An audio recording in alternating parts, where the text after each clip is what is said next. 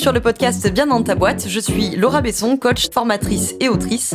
Sur ce podcast, seul ou avec mes invités, on parle psychologie et entrepreneuriat, car je crois que le savoir, c'est la liberté. Celle de devenir libre, autonome, responsable et acteur-actrice de ta vie et de ton business. Ici, on explore les défis de la régulation émotionnelle, des relations et de l'identité professionnelle, tout en découvrant des solutions pratiques pour trouver ta place sur le marché et dans ta vie. Bonne écoute.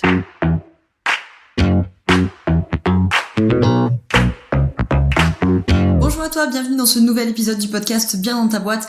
Aujourd'hui, je te retrouve avec un épisode du format séminaire, le format donc plutôt long de Bien dans ta boîte, parce qu'alors là, avec tout ce que j'ai à vous dire, je vais même pas vous faire espérer que je vais le traiter en format court. Déjà, on se sait que quand je dis que c'est des formats courts, tout est relatif dans le format court, donc là, clairement, on va être sur un format où on va creuser. Et comme tu l'as vu dans le titre, on va s'occuper de ce que tu crois savoir et à quel point ce que tu crois savoir, ce que tu sais et ce que tu crois savoir, ça détermine tout ton accompagnement. Pour celles et ceux qui sont familiers de mon travail, nous allons, nous allons parler d'épistémologie.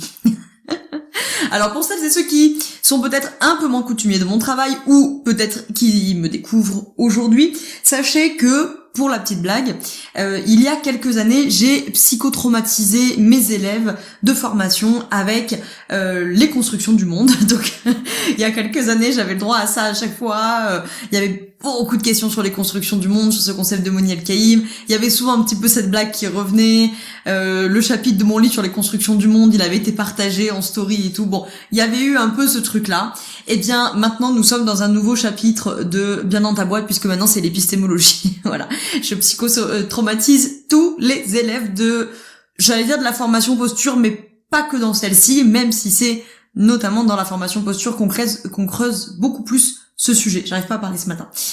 Alors, le but de cet épisode, c'est de pouvoir vous éclairer, vous donner un peu plus de matière sur cette histoire d'épistémologie, même si, au-delà de mes élèves de formation, j'en ai déjà parlé un petit peu en podcast, j'en ai déjà parlé en newsletter, j'en ai parlé dans l'immersion posture de peut-être 2025, enfin...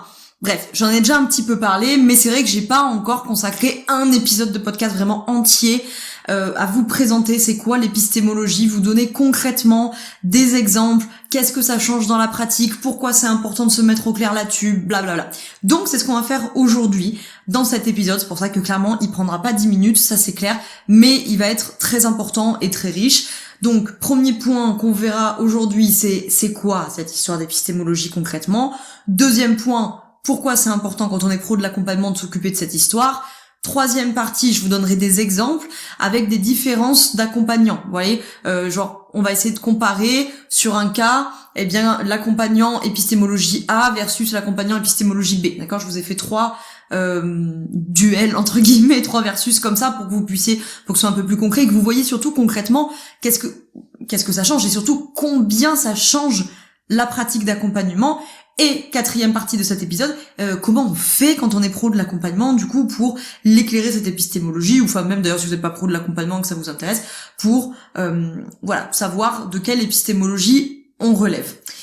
J'ai eu l'idée aussi de cet épisode, puisque là, vous le savez ou pas, actuellement il y a la promo 11 de la formation posture. Donc la formation posture, c'est ma formation de niveau 1 pour les pros de l'accompagnement. Donc la formation posture d'accompagnant, d'accompagnante. Là, c'est la promo 11 qui est en cours. Et nous, cet après-midi, je les ai dans leur 4e permanence questions-réponses. Je sais d'avance qu'il y a des questions d'épistémologie, puisque il y a la team replay qui m'a posé les questions dans la commu. Et les 3 dernières permanences, il y a eu je sais pas, peut-être 2/3 des questions, des fois même 80% des questions, c'est sur les histoires d'épistémologie. Donc je sais combien c'est un sujet qui vous parle, qui vous intrigue, vous faites bien, parce qu'il est fondamental dans les deux sens du terme, hein, c'est-à-dire il est fondamental, il est extrêmement important, et il est fondamental dans le sens, ce sont les fondements de votre accompagnement, et on ne parle jamais de cette affaire-là. Et aussi parce que bon, c'est un vaste sujet, c'est clair, il y a beaucoup de choses à dire, il y a beaucoup d'épistémologies différentes, donc je comprends qu'au début on soit un petit peu en mode genre oh là là, qu'est-ce que c'est que ce chantier. Donc le but de cet épisode, c'est de vous déblayer pas mal de choses. J'en profite de vous dire d'aller dans la description pour découvrir, redécouvrir la formation posture d'accompagnant puisqu'elle a changé de format, si vous n'aviez pas suivi cette actualité-là. Donc, adieu les journées entières en live qui étaient trop énergivores, trop chronophages, ça rentrait pas dans vos emplois du temps. Je sais qu'il y a aussi beaucoup de gens parmi vous qui sont salariés à côté, à temps plein, à mi-temps, aux 3/4 temps, peu importe. Et donc, être là en live toute une journée, toutes les 2 semaines, c'est trop compliqué. Donc maintenant, vous avez tout le contenu en autonomie. Et bien sûr, on garde du live, bien entendu, avec les permanences questions-réponses, donc une tous les 10 jours. On a, alors j'avais dit 1h30, dans les faits ça fait 2 heures, hein, parce que vous connaissez, quand je me mets à parler, je suis jamais à l'heure. Et pour évidemment bien sûr répondre à toutes les questions, faire les mises en pratique, etc. Voilà, donc si tu la connais pas et que ça t'intéresse de passer vraiment d'une posture d'accompagnement floue, illégitime, intuitive, tu vois, on fait un peu comme ça là, au doigt mouillé, on sent que tout ça n'est pas quand même très très solide, n'est pas très très cadré, et donc on se sent pas serein, pas confiant, pas légitime, justement à une pratique qui est cadrée, qui est structurée, qui est responsable, qui met tout le monde en sécurité, le bénéficiaire et le praticien, la praticienne, et donc au bout du compte, bien sûr, on se sent beaucoup plus légitime, puisque c'est une conséquence en fait, c'est un bénéfice collatéral. Voilà, et si tu la connaissais déjà, tu peux aller voir, puisque le format donc a changé, donc tous les liens sont dans la description, pour aller découvrir ou redécouvrir cette formation dont une promo devrait démarrer très bientôt. Donc je t'invite à rester connecté à cette page ou à rejoindre la liste d'attente, ça c'est gratuit, sans engagement, comme ça t'as toutes les infos. Bueno. Arrivons donc à notre affaire d'épistémologie. L'idée, c'est de dire que toute pratique d'accompagnement, donc tous celles et ceux qui m'écoutent là, que vous accompagnez du champ thérapeutique, du champ du coaching, du champ éducatif, du champ du social, puisque je sais qu'il y a notamment dans mes formations des assistantes sociales, des éduc-spé, etc.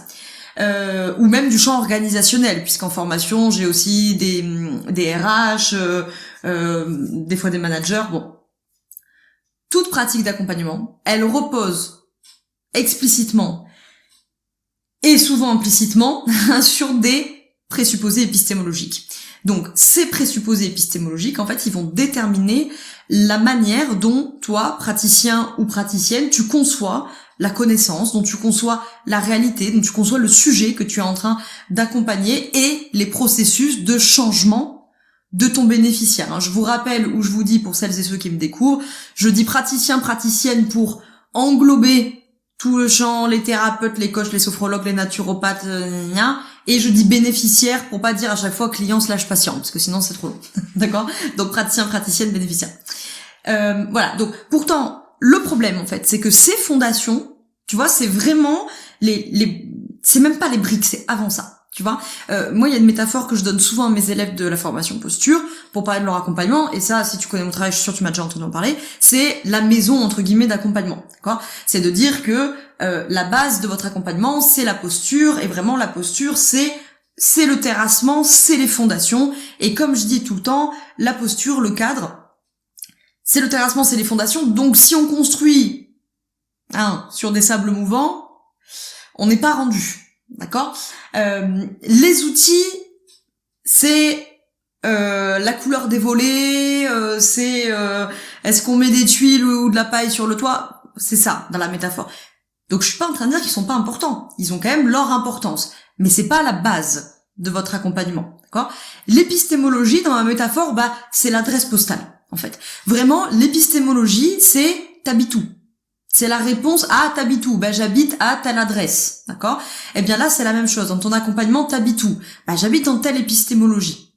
J'habite dans telle manière de concevoir l'humain, le changement, etc. Bon, là, c'est focus pour l'accompagnement, l'épistémologie, c'est plus large que ça. Mais par rapport à l'accompagnement, c'est ça, d'accord? C'est là que j'habite. J'habite dans un monde de pensée où l'humain, c'est ça. Le changement, c'est ça. La transformation, c'est ça. La nature humaine, c'est ça.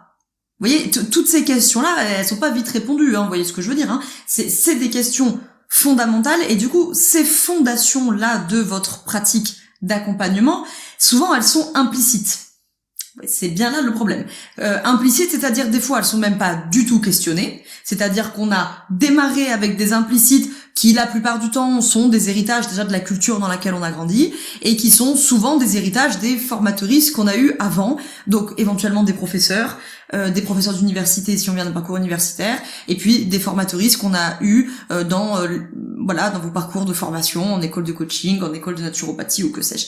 Donc implicite, souvent pas questionné, alors que bien entendu ça va orienter toutes vos interventions, et j'en ai déjà parlé, ça peut expliquer que vous vous retrouviez aussi dans des situations d'inconfortabilité, un sentiment de il y a un truc qui va pas, il y a un truc qui est pas cohérent. Ça participe grandement à votre sentiment d'illégitimité, puisque bien entendu, un truc que je vois très souvent, c'est d'avoir, parce que je commence à connaître les pros de l'accompagnement depuis des années, à les former, et à les accompagner, que très souvent, il y a des fondamentaux épistémologiques de, voilà, je considère que l'humain c'est ça, je considère que le changement c'est ça, etc. Quand on creuse un peu, et en fait, on se rend compte que les outils qui sont utilisés par le praticien, la praticienne, portent des visions épistémologiques contradictoires.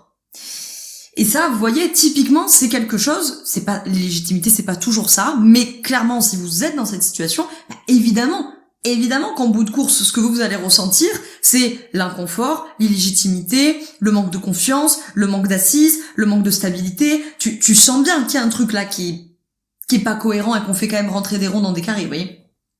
Donc je vous propose qu'on s'occupe de toute cette notion-là, voilà, d'épistémologie, son importance dans la pratique de l'accompagnement et les implications concrètes dans votre pratique. Alors, l'épistémologie, du coup, c'est quoi? Attendez, je branche mon ordinateur, parce que je me rends compte que je l'ai pas branché. Voilà, vous avez entendu le petit livre, qu'on soit pas coupé. Alors, l'épistémologie, on reviendra après sur l'épistémologie d'accompagnement, d'accord? L'épistémologie au sens large, version simple. Après, je détaille.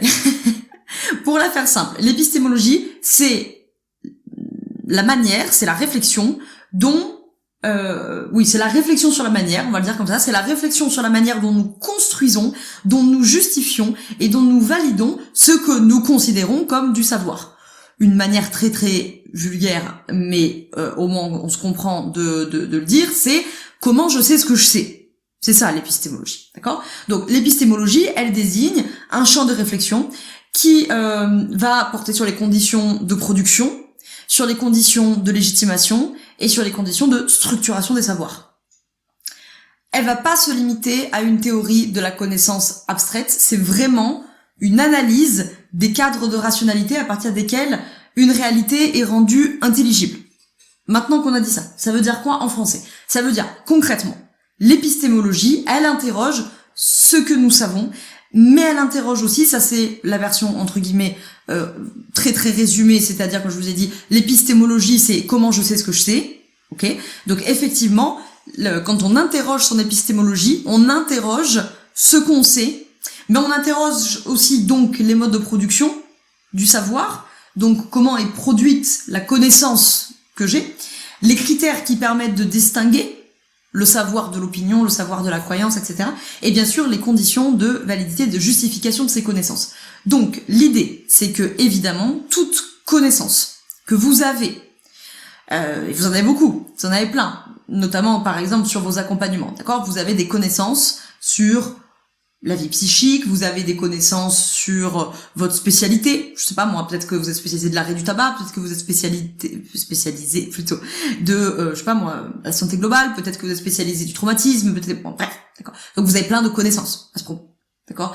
Toutes ces connaissances sont inséparables de systèmes de présupposés implicites, de présupposés ontologiques, c'est-à-dire qu'est-ce qui existe, méthodologique, comment on accède, et normatif, c'est-à-dire qu'est-ce qu'on va juger comme valide. Ça veut dire que l'épistémologie, c'est une réflexion sur la vérité, quelque part, sur les régimes de vérité, au sens où en fait elle met en lumière le fait que la vérité, elle n'est pas purement descriptive, elle est inscrite dans un cadre qui lui produit du sens. Je vais vous donner plein d'exemples d'épistémologie après, pour que ce soit plus clair. Mais un premier, mon épistémologie. Alors vous le savez ici, moi je travaille avec un référentiel de systémique, et l'épistémologie qui sous-tend tout ça, vous voyez, vraiment l'épistémologie c'est vraiment c'est la matrice. C'est la matrice, c'est la trame, d'accord? L'épistémologie qui est la mienne, c'est le matérialisme dialectique. Donc ça, c'est l'épistémologie qui soutient mon travail d'accompagnement et mon travail de formation. Là, qu'est-ce qui se passe? Ça nous dit, dans cette épistémologie, on dit la connaissance, elle est considérée comme historiquement située et comme produite par les conditions matérielles d'existence. Ce que ça va mener dans l'accompagnement, je pourrais faire une longue liste, je vous l'ai pris dans les exemples tout à l'heure, donc je vais pas trop développer maintenant, sinon ça va être vraiment interminable, mais ça veut dire la conscience du bénéficiaire que j'accompagne, elle est produite par ses conditions matérielles d'existence. J'ai pas dit elle est réduite, j'ai dit elle est produite.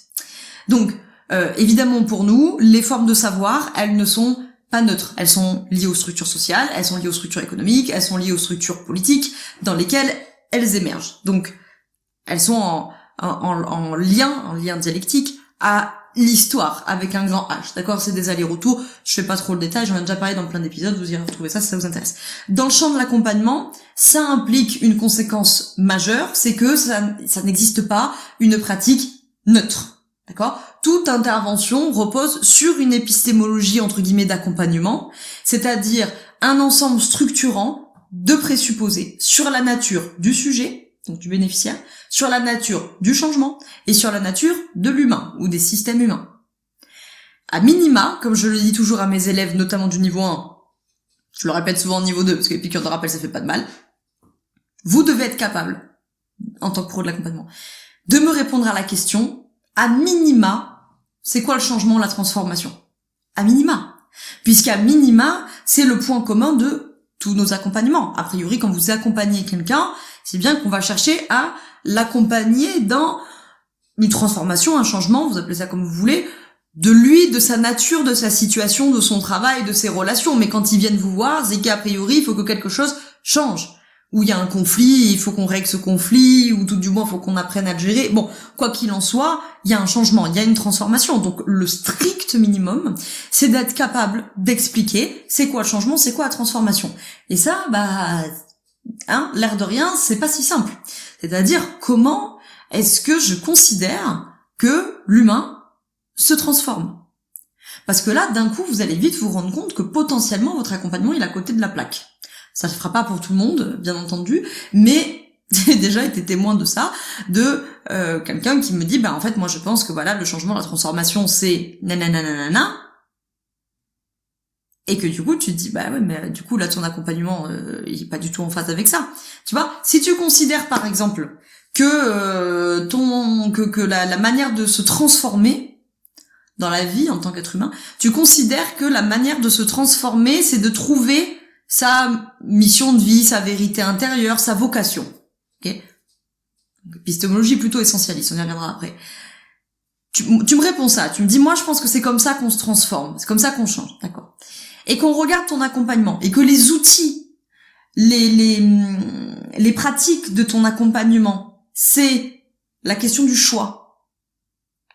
C'est la question d'identifier ce qu'on préfère. Comment est-ce qu'on fait des choix entre ce qu'on préfère? Mais il y a un truc qui marche pas. Enfin, tu peux pas dans le même temps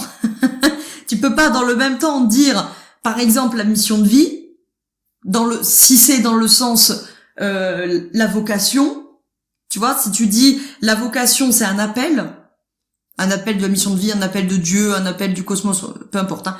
Tu peux pas dans le même temps dire c'est un appel, c'est-à-dire ça vient de l'extérieur et tu n'as pas le choix.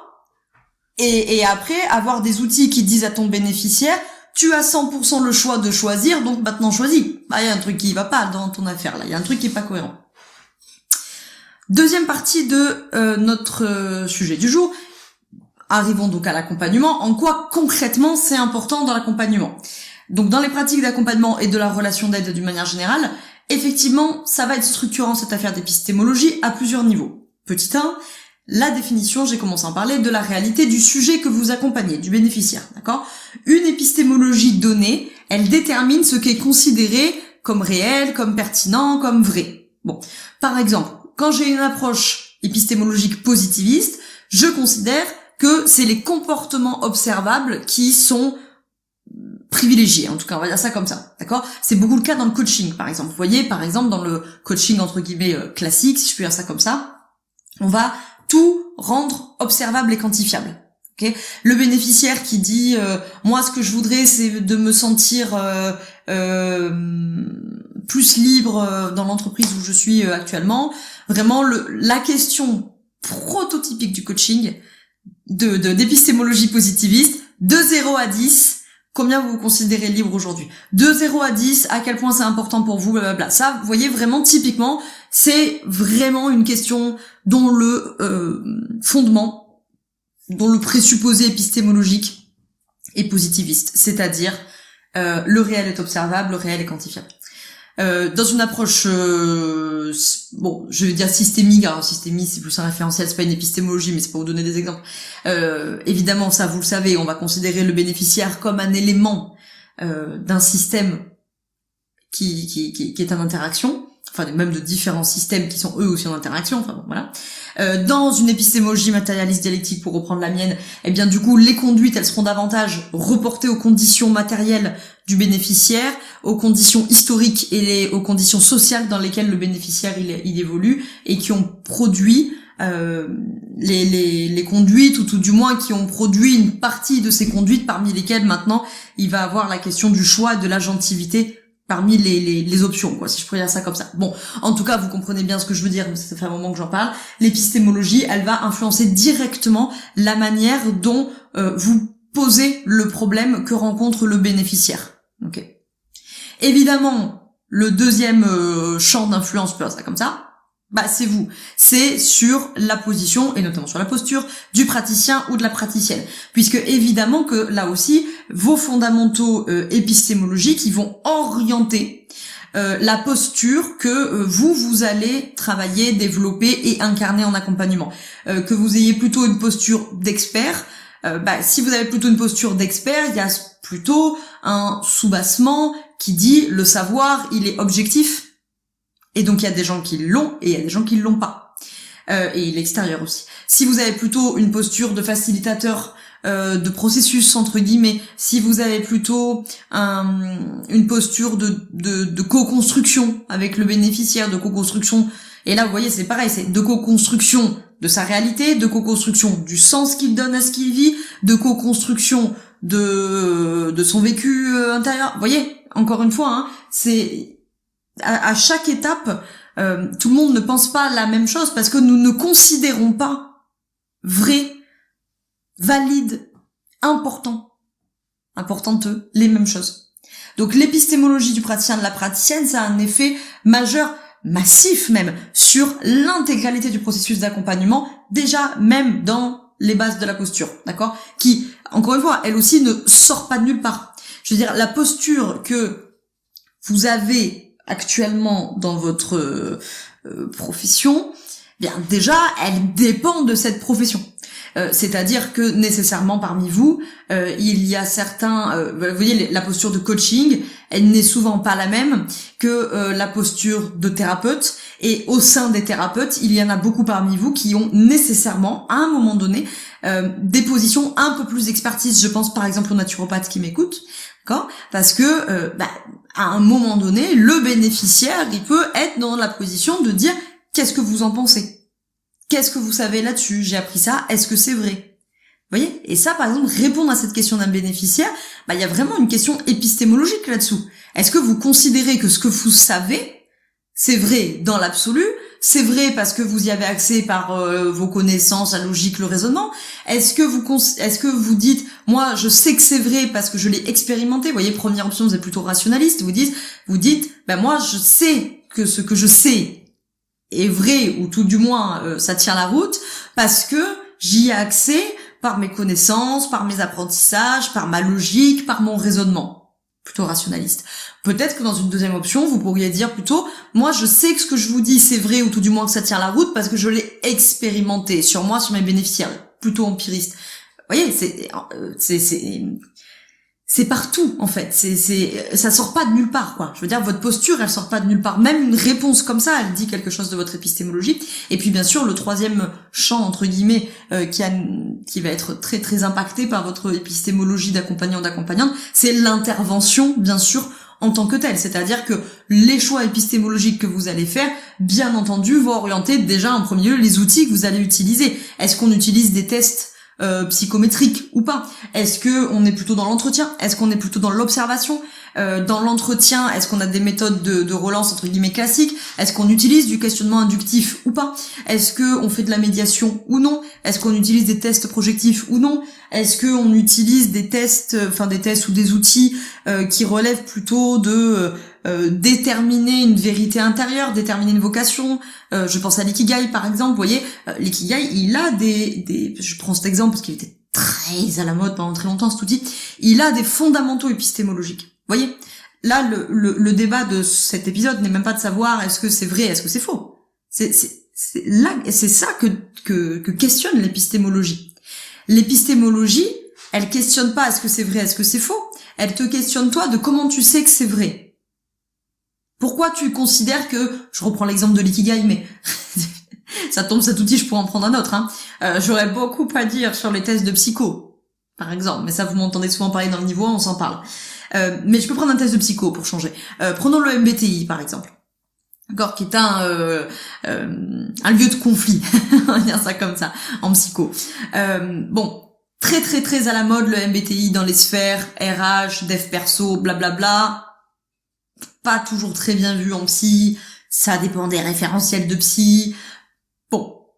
Donc là, typiquement, vous allez avoir des praticiens, praticiennes qui vont dire si le MBTI, c'est super, c'est génial, blablabla, et puis ceux qui disent non, c'est pourri, machin. Bon. Là, la question qui nous importe dans cet épisode, c'est pas est-ce que le MBTI, c'est super ou c'est nul. La question qui nous intéresse, c'est ceux qui disent que c'est super, comment est-ce qu'ils savent ça? Et là, vous aurez des praticiens, praticiennes qui vont vous dire moi, je sais que le MBTI, c'est super parce que j'ai mené un raisonnement, j'ai X et Y connaissances dessus, plutôt rationaliste.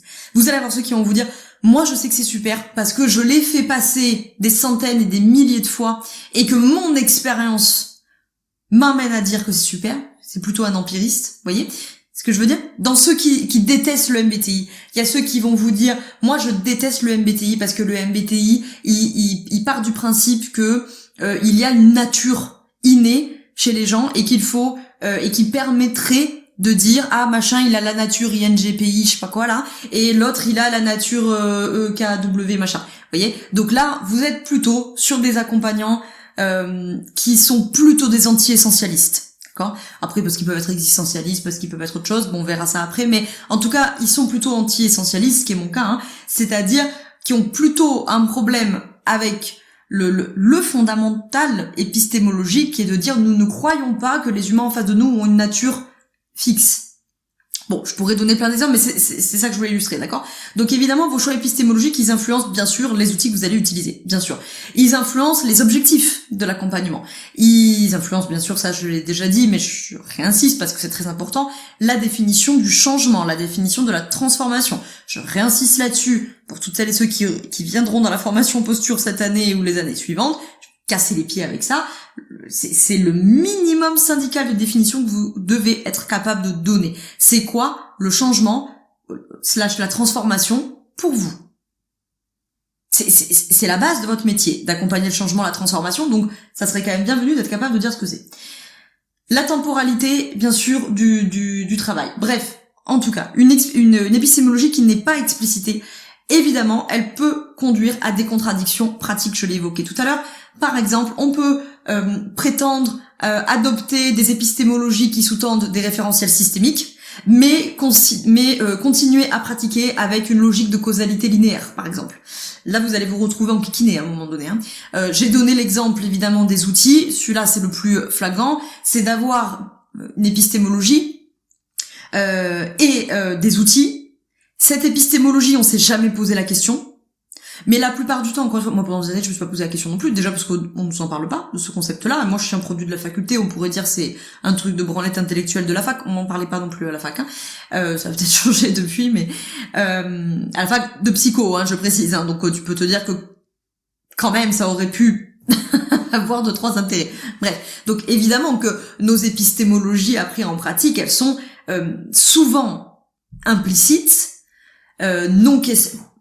implicite parce que non questionné, implicite parce que nous répétons ce que nous avons appris de nos professeurs, professeuses, formatrices, et que eux ont des épistémologies qui sont peut-être chez eux aussi implicites et non questionnées, ça c'est encore un autre sujet, d'accord? Mais en tout cas, si nous on ne les a pas questionnées, on se les est pas réappropriées, et bien souvent ce que l'on a appris, évidemment, on garde ce qu'on juge pertinent.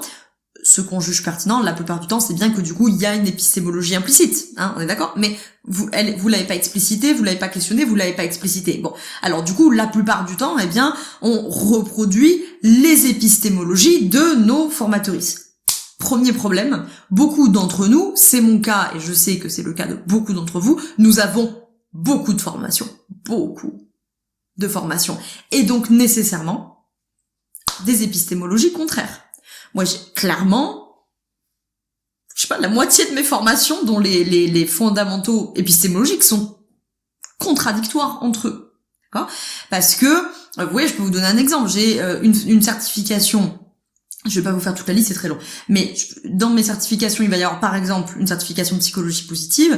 Bon, là, la plupart du temps, on est quand même plutôt sur des fondamentaux épistémologiques plutôt dualistes, souvent plutôt relativistes, clairement positivistes. À côté de ça, vous le savez, j'ai aussi tout mon bagage de professeur de yoga thérapie, etc. ou de médecine chinoise, où là, on est dans des épistémologies opposées. La plupart du temps, on est dans des référentiels plutôt monistes. Franchement moniste, même d'ailleurs, surtout pour la médecine chinoise. On peut parfois, dans ces milieux-là, trouver des épistémologies plutôt essentialistes. Alors vous voyez, après, tout mon background, par exemple, plutôt politique, il est complètement anti-essentialiste. Donc, nécessairement, plus vous allez accumuler des formations, des formatrices, à moins que vous soyez toujours vraiment dans des champs très très restreints, parce que vous êtes vraiment très spécialisé sur quelque chose de très précis, là c'est peut-être différent.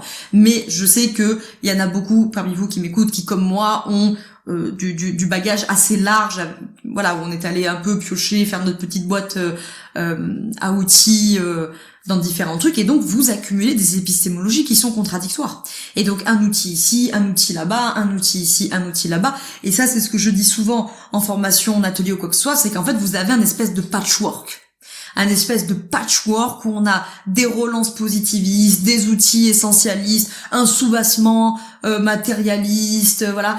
On est influencé au fur et à mesure par les formatrices qui nous forment, par aussi des, entre guillemets, des personnalités qui nous inspirent, qu'on écoute en interview, en podcast, en conférence, et donc on se dit oh là là c'est super, c'est formidable. Alors moi je pense à quelque chose, vous voyez, j'ai une épistémologie matérialiste dialectique, vous le savez, et donc nécessairement c'est celle que j'ai la plus que j'ai la plus à cœur de défendre, ça c'est évident, mais aussi que j'ai le plus de facilité à expliciter, à en donner des exemples, puisqu'évidemment c'est celle que je connais le mieux, donc nécessairement c'est souvent celle qui vient.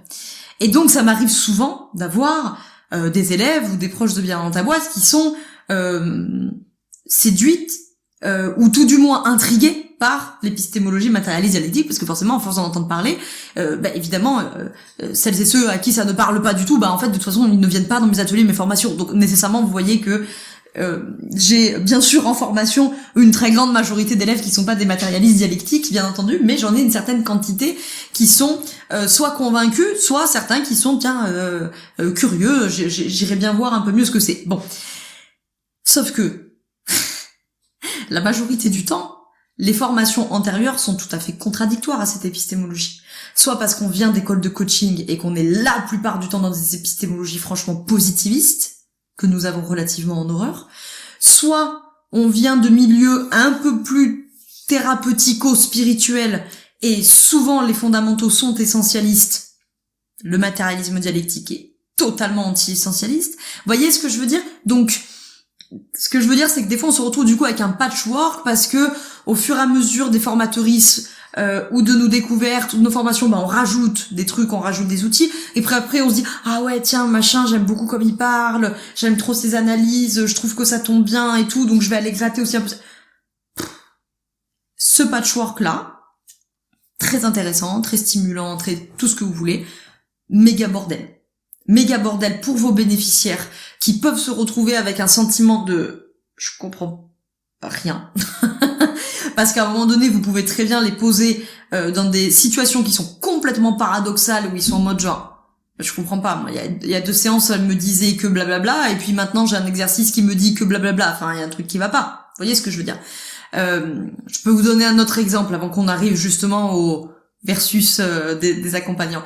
Si vous avez une épistémologie, non, je vais pas le faire comme ça. Vous savez pas ce qu'est votre épistémologie, d'accord ? Mais vous êtes très structuraliste dans les faits. C'est-à-dire, je dis ça, je sais qu'il y a beaucoup de gauchistes qui m'écoutent. Et que c'est souvent un positionnement de gauchiste. Le structuralisme, d'accord ? C'est-à-dire, on est structuré par le capital, on est structuré par le patriarcat, on est structuré par machin. Vous voyez ce que je veux dire ? Alors, notamment, c'est un courant, c'est une manière de concevoir le courant qu'on a beaucoup eu dans les courants féministes, ces dernières années, de dire on est structuré par le patriarcat, donc les femmes se comportent de telle manière parce que elles ont la structure patriarcale intériorisée, ou même si elle est pas intériorisée, elle est appliquée. Vous voyez ce que je veux dire. Si vous avez une vision très très très structuraliste, je vous jette pas la pierre, je l'ai eu longtemps. Je pense que c'est une impasse épistémologique. Surtout quand on est accompagnant, parce que si vous êtes très structuraliste, le changement il est pas individuel. Du coup, pourquoi est-ce que vous accompagnez les gens? C'est pas possible. Vous voyez ce que je veux dire? De la même manière, c'est un problème que peuvent avoir certains courants essentialistes, qui considèrent qu'il y a une nature fixe. Vous voyez, vous allez vous retrouver avec des impasses, vraiment. Donc déjà, votre bénéficiaire, à un moment donné, il est pas couillon et il peut bien, de manière explicite, voir qu'il y a un truc qui va pas, ou de manière implicite, sentir que il y a un truc qui est contradictoire, il y a un truc qui est pas logique, il y a un truc qui me met un petit peu mal à l'aise. Et vous, bien sûr, et bien ça c'est ce que je disais au début, c'est que cette espèce de patchwork d'outils là, ça fait que vous vous sentez complètement illégitime, ça fait que vous n'avez pas confiance, ça fait que vous n'arrivez pas à parler de votre offre, que vous n'arrivez pas à parler de votre activité d'accompagnement tout court, parce que vous voulez tout dire, parce qu'il y a trop de trucs. Donc vous voulez dire qu'en fait, vous considérez les choses comme ça, et que donc du coup, c'est pour ça... Reprenez vos pages de vente et vos sites, je suis sûre, il y en a plein qui sont en train de se reconnaître là. Donc en fait, vous allez dérouler tout un truc pour expliquer votre vision des choses, votre vision de l'accompagnement, ce qui vous a amené à ça, et donc vous utilisez ceci, mais bon, en même temps, c'est pas tout à fait juste, alors du coup, on rétropédale.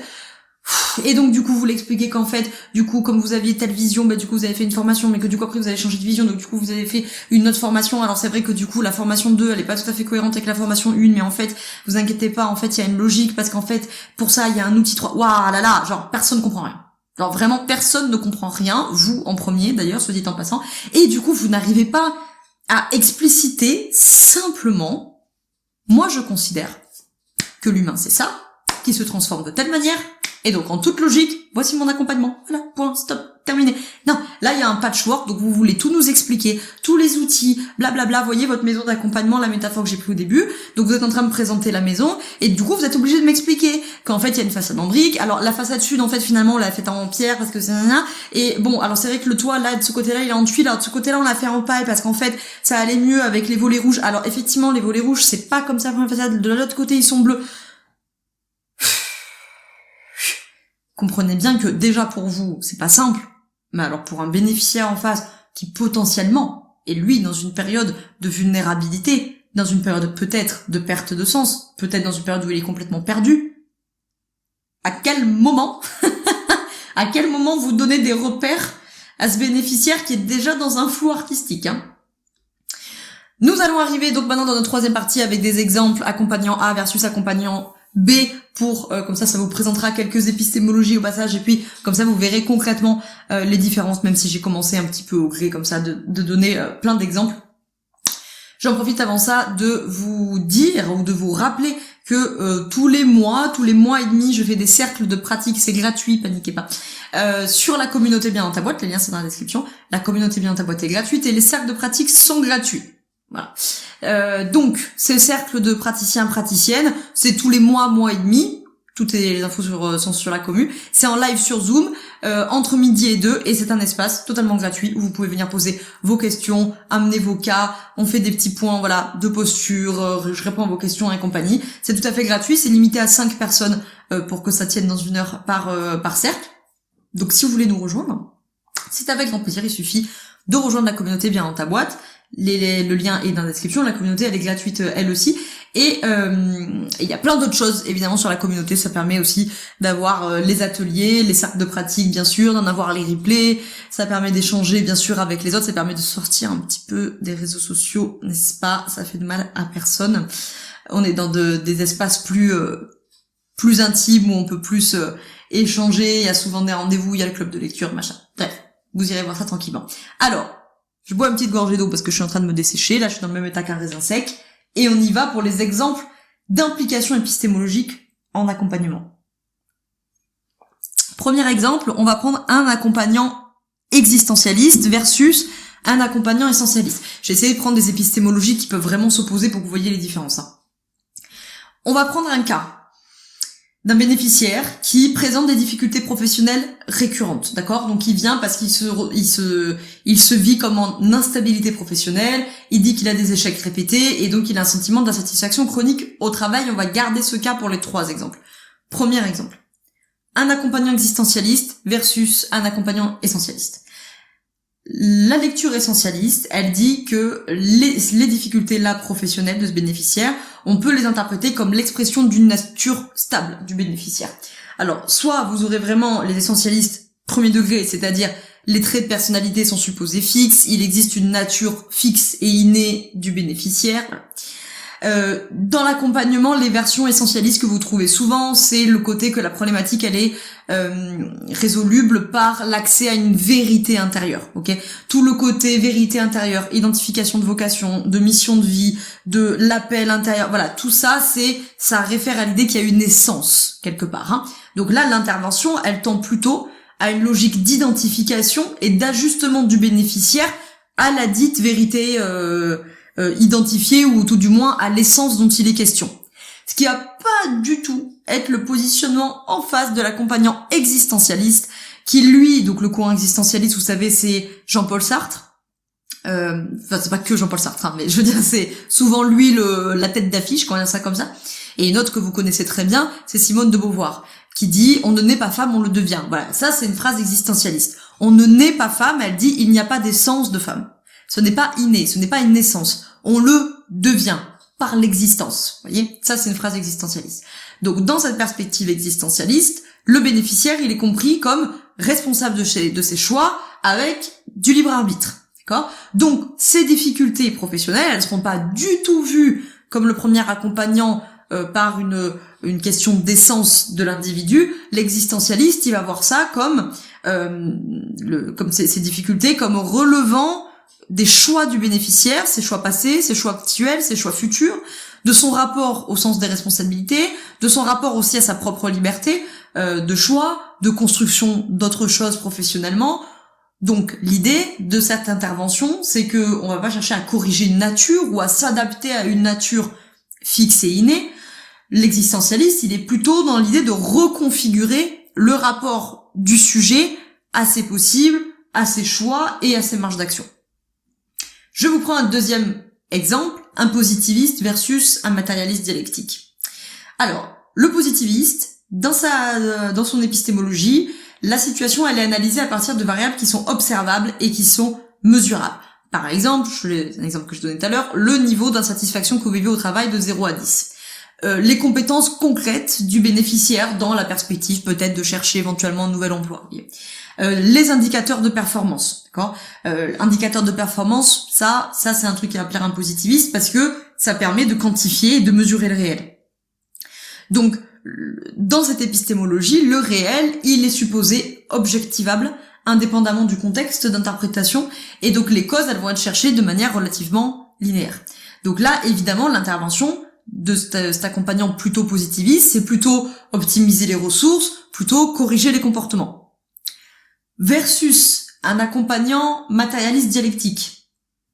Donc ça, c'est mon épistémologie, d'accord ? Donc nous, c'est une épistémologie qui naît entre guillemets, si je peux dire ça comme ça, c'est pas, elle n'est pas parce que le matérialisme ça lui est bien antérieur, mais la dialectique avec Hegel, d'accord ? Hegel qui lui est plutôt un idéaliste hein, pour le coup, et la remise sur ses pieds sur le matérialisme dialectique, c'est plutôt Marx et Engels. Hein. Donc ici, la réalité du bénéficiaire, elle est comprise comme une réalité sociale, c'est-à-dire une réalité qui est processuelle, qui est contradictoire et qui est historiquement située et historiquement produite. Sachant que on va retenir ces deux mots-clés, située, produite, et le deux, donc bon ça en fait deux déjà, donc les trois mots-clés, située / produite et contradictoire.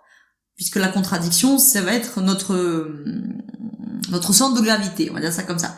Donc pour nous, les difficultés professionnelles, c'est pas un déficit individuel, on va dire ça comme ça. C'est on va regarder comment ces difficultés professionnelles sont produites par des contradictions structurelles, par des contradictions matérielles, c'est-à-dire l'emploi, le mode de production, la formation qu'a eu ou pas le bénéficiaire, les conditions dans lesquelles il travaille aujourd'hui, donc ses conditions de travail, mais du coup ses conditions aussi à lui, ses conditions familiales, etc., etc.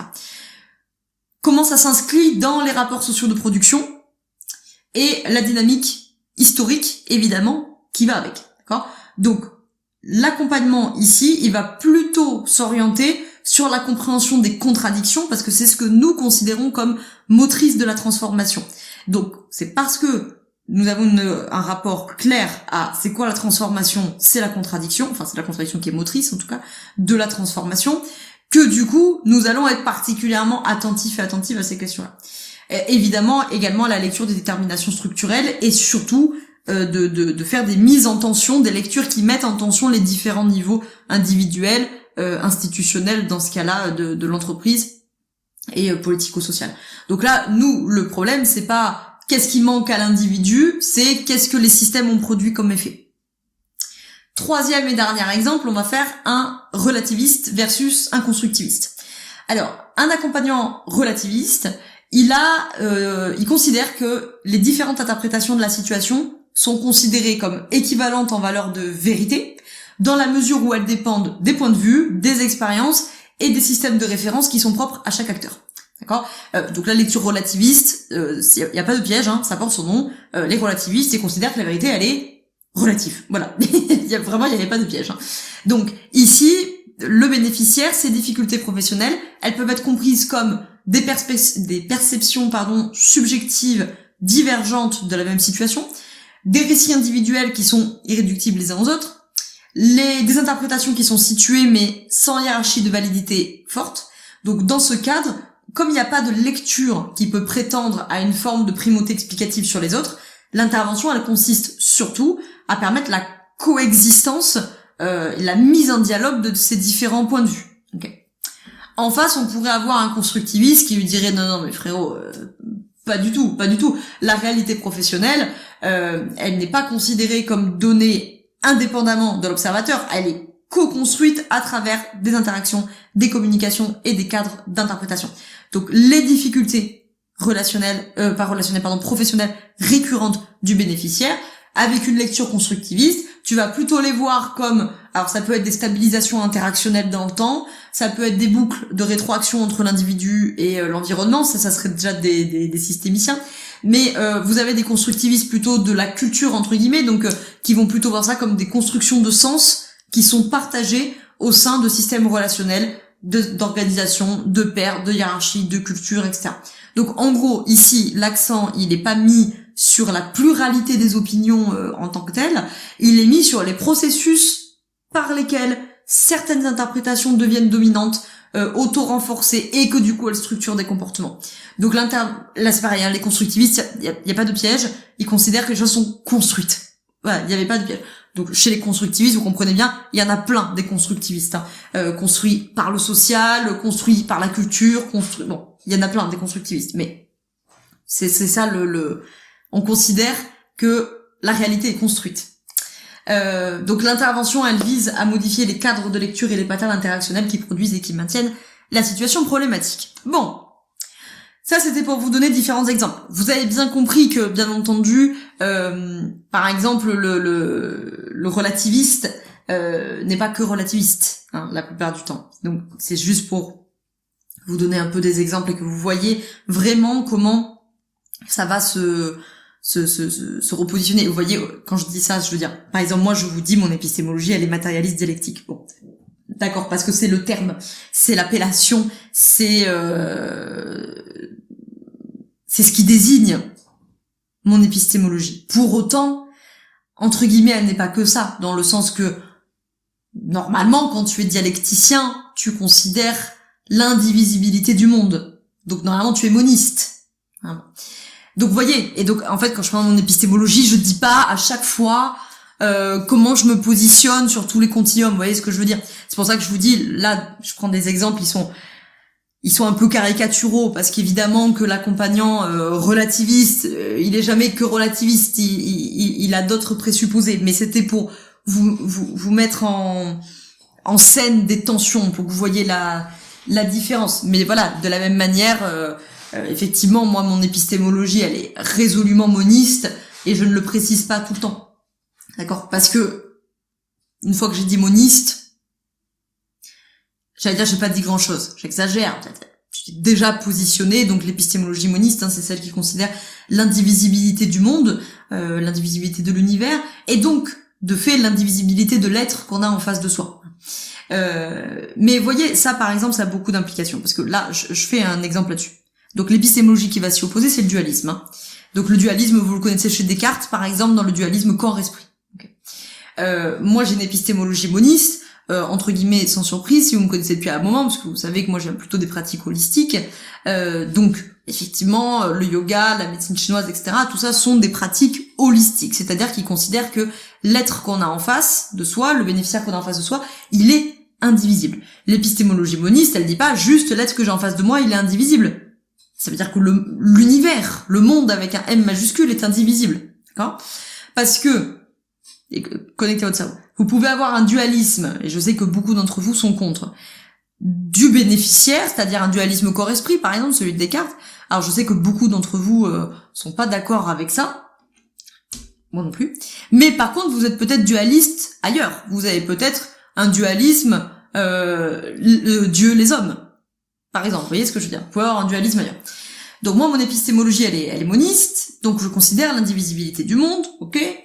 Si le monde est indivisible, le monde avec un M majuscule, hein, si le monde est indivisible, ça implique qu'il ne peut pas être contradictoire avec lui-même. Ça veut dire que ma position sur les contradictions, c'est qu'elles sont des étapes dans le raisonnement, okay, qui doivent nous mener à un dépassement de la contradiction pour avoir un entendement plus grand. Entendement, c'est-à-dire compréhension dans les deux sens du mot, hein, c'est-à-dire compréhension, comprendre avec son cerveau, quoi, et comprendre au sens mathématique. Vous saviez, rappelez-vous à l'école, quand on disait blablabla, et compris dans l'ensemble, machin, d'accord ? Et donc, ça nous mène à la dialectique, c'est-à-dire, je considère que les contradictions sont motrices de la transformation. Bon, après, je peux considérer que ces contradictions sont l'origine de ces contradictions. C'est Dieu, c'est les esprits, c'est mes idées, ok, c'est moi qui produis des idées contradictoires. Voilà, bon, donc je suis plutôt idéaliste, ou je peux considérer que ces contradictions, elles sont issues des conditions matérielles, et donc j'arrive au matérialisme dialectique. Ok, ça c'était pour vous illustrer un processus qui fait que dans l'identification, la construction de votre épistémologie, il y a plein de moments où vous allez arriver, c'est normal, à des contradictions. Moi, j'ai une épistémologie qui ne voit ça ni comme des impasses, ni comme des échecs. Donc, j'aurais plutôt tendance à vous dire, bonne nouvelle. Mais effectivement, si vous êtes dualiste et relativiste, quand vous avez une contradiction, vous pouvez vous en débarrasser, hein. Quand vous avez une contradiction, vous dire, ah bah ça, c'est dans la partie duel, et puis de toute façon, la vérité, elle est relative, donc on n'en parle plus, hein. Quatrième partie, donc justement, on arrive à comment comme fait pour construire son épistémologie quand on est professionnel de l'accompagnement. Donc, je pense que je vous ai déjà bien expliqué en quoi avoir une épistémologie explicite, claire, c'est un enjeu très concret de vos pratiques, un enjeu de professionnalisation, puisque c'est là-dessus que vont reposer vos cadres et vos postures, et cadres et postures sur lesquels repose tout le reste. Ok. Ça implique un processus réflexif, bien entendu, dont j'ai essayé de découper quelques étapes. J'en ai fait 5, mais la 4 elle est bonus, donc 4 ou 5. Vous verrez selon ce qui vous parle. La première étape déjà, c'est, je vous invite à expliciter vos présupposés. Commencez par identifier vos croyances sur c'est quoi l'humain, c'est quoi la causalité des comportements, c'est quoi la nature du changement. Au moins ça, d'accord ? Donc, vous prenez votre Notion, votre carnet, votre stylo, ce que vous voulez, et vous dites, moi, je considère que l'humain, c'est gna gna gna, gna gna gna, gna gna gna. Je considère que le changement, c'est blablabla, blablabla, blablabla. Et déjà, là, vous explicitez vos présupposés. Deuxième étape, vous identifiez un cadre théorique dominant. C'est-à-dire que vous allez pouvoir commencer à clarifier, ou pour beaucoup d'entre vous, c'est déjà très clair, hein, ou plus ou moins clair, vos influences majeures. Donc là, je parle des référentiels, d'accord ? Est-ce que vous êtes plutôt côté systémique, vous êtes plutôt côté psychanalytique, psychodynamique, est-ce que vous êtes plutôt du côté cognitivo-comportemental, vous êtes plutôt du côté des humanistes, bon. Là, je vous ai donné des référentiels de psycho parce que celles que je connais, mais bien entendu, vous vous adaptez à votre champ d'études. Je peux pas vous donner des exemples pour toute votre profession parce que c'est pas les miennes, donc je les connais pas. Troisième étape, vous allez maintenant, et ça c'est l'étape la plus casse-pied, mais c'est la plus importante, parce que c'est là que potentiellement il y a des contradictions, maintenant il s'agit de vérifier les cohérences et les incohérences internes. Donc maintenant, vous devez vérifier la cohérence entre la théorie que vous avez adoptée, votre posture et les outils que vous avez utilisés. D'accord ? Avant ça, peut-être que vous aurez besoin de résoudre d'éventuelles incohérences entre ce que vous pensez de l'humain, du changement, gna gna gna, et les référentiels que vous avez. Ça, c'est possible. Parce que là, vous voyez, quand vous avez déjà ça, vous allez commencer à voir des épistémologies se dessiner. Okay. Je vous ai donné plein d'exemples pendant ce podcast, mais est-ce que vous considérez que vous, en tant qu'accompagnant, ce que vous savez, vous le savez par la raison, la logique, vous êtes des rationalistes. Est-ce que vous considérez que vous le savez par l'expérience, blablabla, vous êtes des empiristes. Est-ce que vous considérez que la vérité, elle est relative, qu'il n'y a pas de vérité dans l'absolu et que ça dépend, vous êtes des relativistes. Est-ce que vous considérez que il existe une essence, il existe quelque chose d'inné, fixe, inné, est-ce qu'il y a une nature humaine innée dans chaque humain? Vous êtes plutôt essentialiste. Est-ce que vous considérez que non, l'existence précède l'essence, comme le dit Jean-Paul Sartre, c'est-à-dire on existe d'abord et on se définit après? Vous êtes plutôt des existentialistes.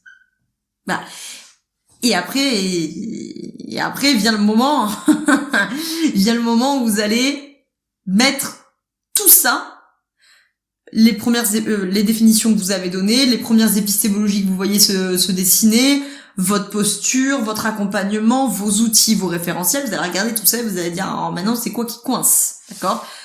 Un exemple que je vois souvent, moi j'ai énormément, 90% de mes élèves qui disent, ah ben moi je suis moniste, je considère que les choses sont indivisibles. Alors du coup, si on considère que les choses sont indivisibles, je vous ai donné un exemple juste avant, ça veut dire que les contradictions, ça n'existe pas. Enfin, ça n'existe pas, pardon, c'est pas que ça n'existe pas, mais c'est qu'une étape. Tu peux pas considérer que le monde est indivisible et contradictoire avec lui-même, c'est pas possible. S'il est contradictoire, c'est bien qu'il est divisé quelque part. Vous voyez ? Donc, vous voyez, vous pouvez avoir des incohérences comme ça, où vous pouvez dire, ah non, moi je suis moniste, mais être tout à fait dualiste sur quelque chose d'autre. Ah, vous avez une incohérence, vous voyez ce que je veux dire ? Donc repérez les incohérences, repérez les contradictions. Toutes ces contradictions, ces incohérences qui ne sont pas vues et ou qui ne sont pas assumées vont produire de la confusion dans votre pratique, j'insiste là-dessus, pour vous praticiens, praticiennes, mais aussi pour vos bénéficiaires qui peuvent identifier, je vous l'ai dit tout à l'heure, de manière implicite ou de manière explicite, des flottements, des hésitations, des incohérences, le sentiment que il y a un truc qui est bizarre, et des fois ils vont vous poser la question clairement. Alors, un bénéficiaire qui vous dit très clairement, excuse-moi, j'ai l'impression que tu es dans une contradiction épistémologique, ça va pas vous arriver tous les 4 matins. Ça peut vous arriver, hein, si vous avez des passionnés de philosophie ou quoi que ce soit, bien sûr. C'est sûr que ça va pas vous arriver tous les 4 matins. Par contre, la question, ils vont la poser autrement. Ils vont dire, excusez-moi, par contre, je comprends pas bien pourquoi il y a quelques séances on a travaillé là-dessus, alors que maintenant on travaille avec ça. Et ben, si vous savez pas répondre, vous allez bégayer et vous allez dire, ah, mais c'est parce que c'est quand même intéressant d'avoir différents points de vue. Bah, vous êtes relativiste, alors. Enfin, vous voyez ce que je veux dire, c'est que peu importe ce que vous allez répondre, vous dites quelque chose de votre épistémologie. Le problème, c'est que si vous avez que ça à répondre, mais que là, il y a 5 minutes, vous étiez, oh, bah, moi, je suis pas relativiste, hein, je trouve ça trop bizarre, hein, vraiment, je suis pas du tout d'accord avec eux, bah, du coup, vous avez un truc qui est pas cohérent. Ensuite, l'étape 4, donc celle-ci elle est bonus, c'est l'inscription historique et sociale. Je dis elle est bonus dans le sens, moi je vous la recommande, mais vous avez bien compris avec tout ce que je vous ai raconté, je vous la recommande puisqu'elle est congruente avec mon épistémologie. Donc pour ça je l'avais en bonus. Mais je vous invite à la faire puisque, comme je vous ai dit, pour nous, matérialiste dialectique, toutes les épistémologies, elles sont situées. D'accord ? Il n'y a pas de science neutre. Ah, je viens de perdre 14 000 abonnés. Genre j'en ai 14 000. Je peux même pas en perdre 14 000. Vous voyez ce que je veux dire? Genre là, clairement, je me suis pas fait des amis. Parce que en disant aucune science n'est neutre, tous les positivistes parmi vous sont en train de se dire qu'est-ce qu'elle veut là? Qu'est-ce qu'elle raconte? Bah oui, un positiviste, il considère qu'une science c'est neutre. Puisqu'il considère que le réel, il est objectif, mesurable, observable, quantifiable.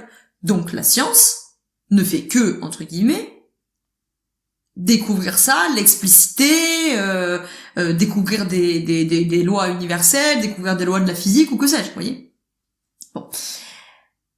Moi, je suis matérialiste dialectique, je considère que les épistémologies sont situées, et que donc la science aussi, et que donc il n'y a pas de science neutre. Donc là, vous voyez, hein, encore une fois, c'est vraiment des épistémologies qui sont pas d'accord sur la connaissance. Mais la science est quand même évidemment liée à ça. Donc il s'agit évidemment, je vous invite dans cette étape 4, si vous la faites, à reconnaître les conditions sociales de production de votre savoir.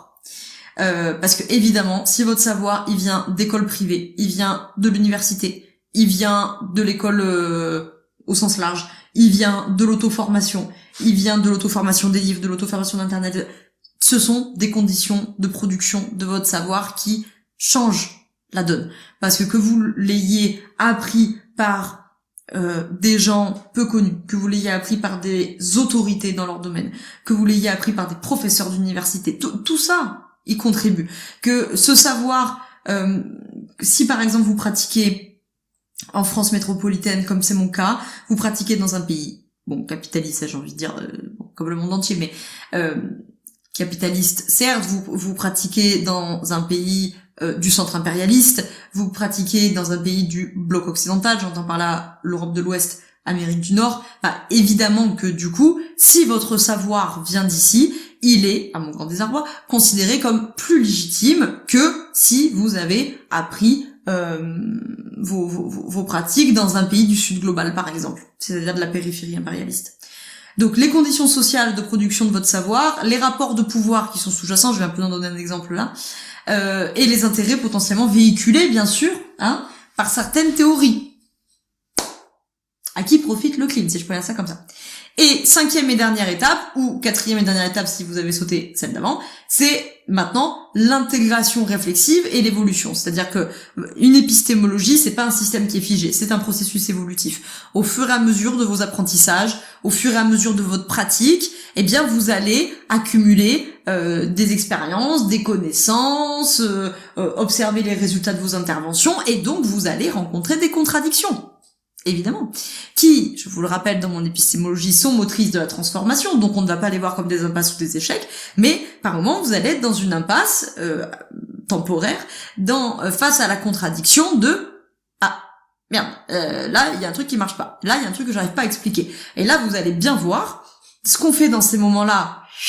Retour à l'épistémologie, c'est-à-dire, ok, moi je suis essentialiste, donc qu'est-ce que les essentialistes ont à m'apporter pour résoudre ce problème? Moi je suis existentialiste, qu'est-ce que les existentialistes penseraient de cette situation?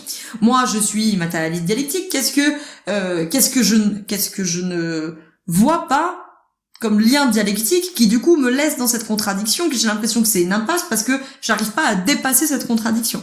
Bon, jusqu'au jour, peut-être, vous allez dire, en fait, mon épistémologie ne tient pas la route. En fait, là, elle marche pas. Ce qui est le cas pour la quasi-totalité, pour pas dire la totalité d'entre nous. L'épistémologie, vous en avez peut-être déjà changé. Moi, en tout cas, j'en ai changé, clairement, puisque j'ai pu défendre une épistémologie plutôt existentialiste, me retrouver face à des contradictions qui me faisaient dire... alors, je suis pas 100% désaccord avec eux, mais j'ai pu avoir affaire à des contradictions où je me suis dit c'est pas 100% conséquent, où vous le savez, j'ai aussi une vision beaucoup plus structuraliste. Je me suis retrouvée face à d'autres contradictions, c'est-à-dire oui, mais alors du coup, le problème du structuralisme, c'est que ça pour moi, ça expliquait, vous voyez, c'est de dépassement, ça expliquait beaucoup mieux des phénomènes systémiques, des phénomènes globaux que l'existentialisme. Chose que je pense, toujours. Je pense que dans mon cheminement, le structuralisme était un dépassement de l'existentialisme parce que ça me permettait de dépasser une première contradiction. Et là, le structuralisme a été conséquent très longtemps, puisqu'il m'a permis, plusieurs années, puisqu'il m'a permis d'expliquer beaucoup de choses. Jusqu'à ce que j'arrive à une nouvelle contradiction, qui me semble très juste, qui est de dire aux structuralistes, d'accord, mais pourtant, vous n'êtes pas capable d'expliquer pourquoi deux personnes structurées de la même manière, ils font pas les mêmes choix.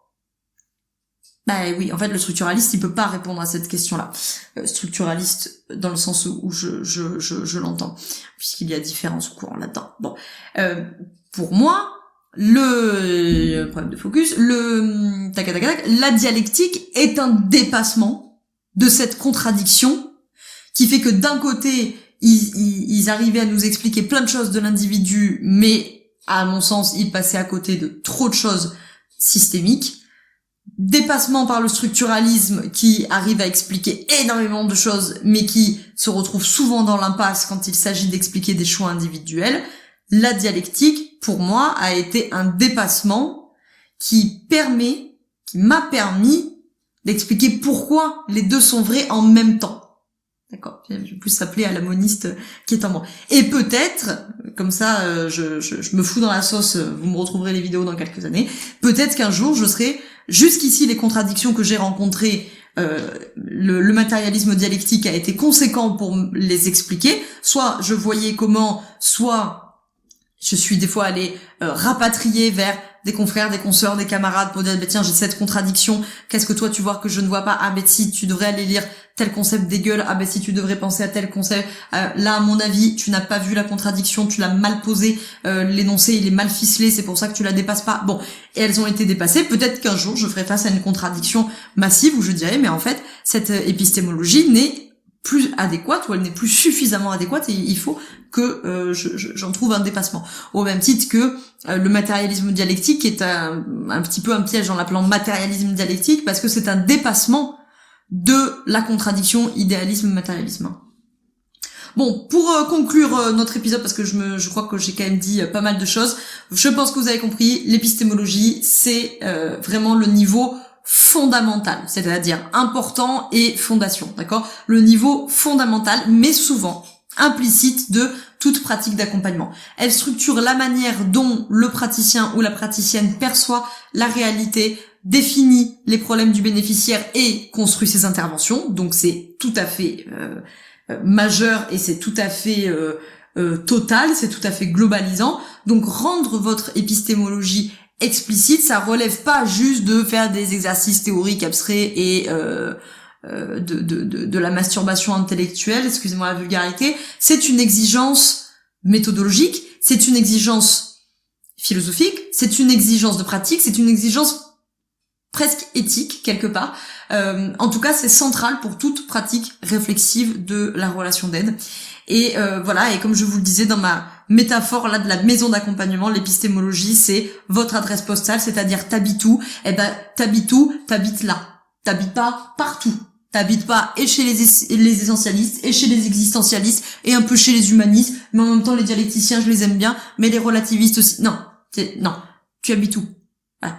Et c'est la base, rappelez-vous, c'est la base de votre cadre d'intervention. Le cadre d'intervention, il définit le dedans du dehors. C'est un outil de différenciation dans l'accompagnement, enfin c'est pas un outil, mais c'est une structure de différenciation dans l'accompagnement. J'accompagne pas, j'aide pas, c'est mon sujet, ça l'est pas, je prends en charge, je prends pas en charge, je réoriente pas. C'est une structure différenciante. Cette structure différenciante, elle repose sur des fondamentaux épistémologiques. Donc, il faut bien que vous habitiez quelque part. Si vous habitez partout à la fois, c'est sûr que votre cadre d'intervention, il va être flou. Et j'ai déjà expliqué 25 000 fois ce qui va vous arriver si le cadre d'intervention, il est flou. Ça va être le bins, au mieux. Ça peut vraiment vous mettre en insécurité, mettre le bénéficiaire en insécurité, au pire. D'accord ? Voilà, donc j'insiste là-dessus. Sur ce, bonne digestion de cet épisode qui à mon avis doit durer depuis une bonne heure déjà, je sais plus à quelle heure je l'ai commencé mais je pense que ça fait un moment. Donc bonne digestion, bonne réflexion, bon cheminement avec tout ce qu'on a évoqué aujourd'hui. N'hésitez pas à me dire un petit peu en commentaire si ça vous a intéressé, si ça vous a éclairé, surtout cette affaire d'épistémologie. De toute façon, ne vous inquiétez pas, j'aurai l'occasion d'en reparler en atelier. Si vous avez des questions ou des trucs vraiment, vous êtes en mode genre oh là là ça m'intéresse mais vraiment là elle m'a perdu la dame. Il y a un prochain cercle de pratique le 2 juin 2026 sur la communauté. Comme je vous disais tout à l'heure, ces cercles sont gratuits, la communauté elle est gratuite. Si vous pouvez pas être là le 2 juin, eh bien il y aura le replay. Et puis si vous écoutez ce podcast plus tard, vous pouvez toujours rejoindre la communauté puisque il y aura d'autres cercles de pratique, donc c'est aussi un endroit. Il y a que 5 places, je rappelle, par cercle de pratique.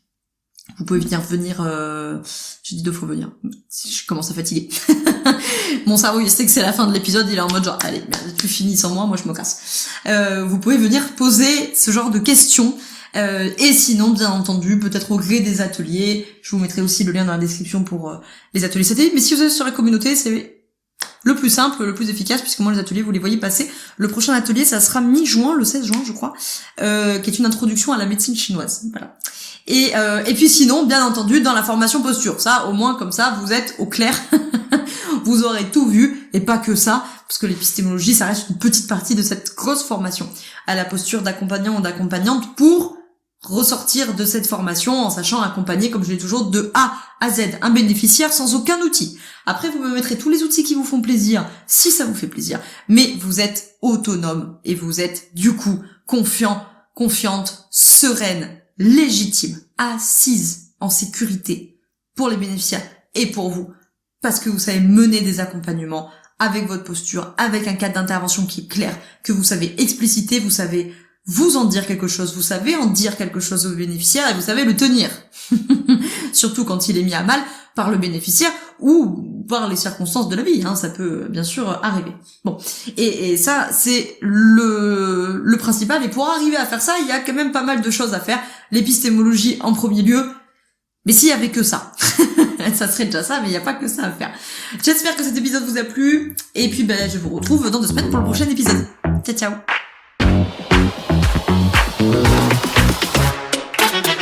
Je te remercie d'avoir écouté cet épisode jusqu'au bout. Tu peux retrouver l'ensemble des informations et des liens en description de cet épisode. Si tu as des idées, des suggestions, ou si tu as tout simplement aimé cet épisode et que tu veux me le dire, direction Apple Podcast pour laisser un commentaire et 5 étoiles. C'est ce qui permet au podcast d'aider plus de personnes et ça permet aussi de me soutenir. Tu peux aussi partager cet épisode à un entrepreneur ou une entrepreneuse qui pourrait en avoir besoin. Je te souhaite une très belle journée ou une très belle soirée selon quand tu m'écoutes, et surtout, je te souhaite d'être bien dans ta boîte. Ciao ciao.